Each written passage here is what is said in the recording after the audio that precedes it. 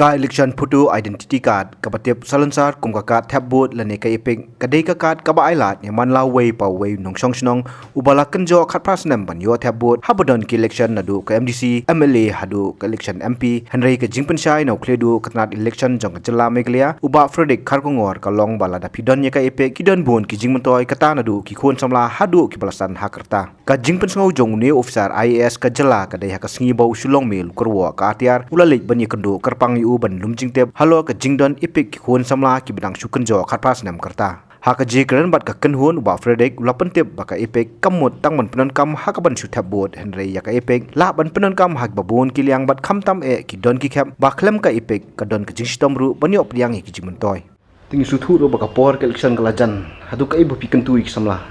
ha tinga ya kentu ik samla ba ki wan chakmat because ka hok ban banjir nong nikmat kade ko hak bala IEP na pok Constitution of India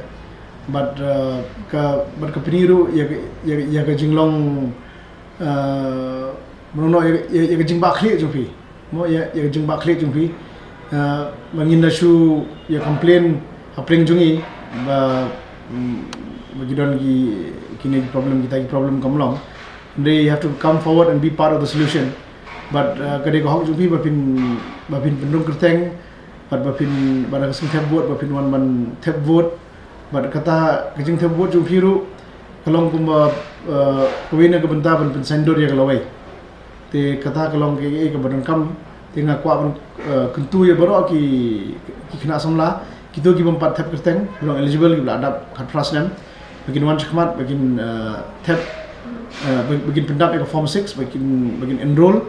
but hakasngi election bere bagin one polling station bagin tab vote but kin long sibenta jong kata demokrasi mo ngiyong ba ngiju sorong ya kata demokrasi bangiran ka hok bagade ka hok jong pai ba but kade ka long no mo mong tin phareng your right is your might, your voice is your choice kunong no te kata hi kade jing tu jong but sashkun ma ba the journey of a citizen starts from role. It means uthap krite ka political role and it ends in the poll pere kade por one thap vote habis election te kini bro kide ki jingtu jungi minta pemilihan on the threshold of the electoral process te from role to poll from enrollment to elections amurki kide ban bakle kide ban simkhya yagni ka kam tim kumanong no menta kare por World Cup mo ngepik World Cup berkhait te dengan mungkin seperti ko ke campaign